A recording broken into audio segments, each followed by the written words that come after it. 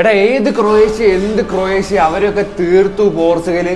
അത് ഈ ഒരു മാച്ച് എൻ്റെ മോനെ ഒരു അബ്സല്യൂട്ട് സിനിമ എന്നൊക്കെ പറയുന്ന പോലെ ഒരു ത്രില്ലർ മാച്ച് ആയിരുന്നു. കാരണം ആദ്യ ഗോള് ക്രൊയേഷ്യ നേടുന്നു, 53-ാം മിനിറ്റിൽ പെരിസിച്ചിലൂടെ ആ ഒരു ഗോൾ നേടുന്നു. ആൻഡ് പിന്നീട് അങ്ങോട്ട് പോർച്ചുഗലിന്റെ ഒരു തിരിച്ചു വരവായിരുന്നു.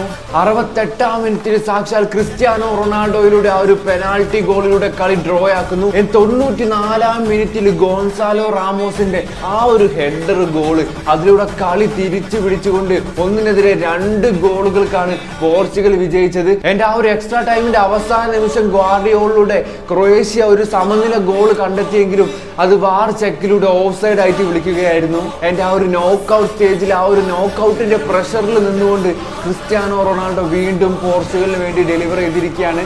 ആ ഒരു മനോഹരമായ ഒരു പെനാൾട്ടി ഗോളും നോക്കൌട്ടിന്റെ പ്രഷറിൽ റൗണ്ട് ഓഫ് 60 പോർച്ചുഗലിന്റെ എതിരാളികളായിട്ട് വരാൻ പോകുന്നത് ഇന്ന് തന്നെ ഓസ്ട്രിയ എതിരില്ലാത്ത 3 ഗോളിന് തകർത്ത സ്പെയിനാണ്. So round of 60 Spain versus Portugal പോരാട്ടം, യമാൽ വേഴ്സസ് ക്രിസ്ത്യാനോ റൊണാൾഡോ, അതൊരു 1-1.5 പോരാട്ടമായിരിക്കും. ആൻഡ് ഈ ഒരു മാച്ച് പോർച്ചുഗൽ എന്ത് വില കൊടുത്തും വിജയിക്കുമായിരുന്നു.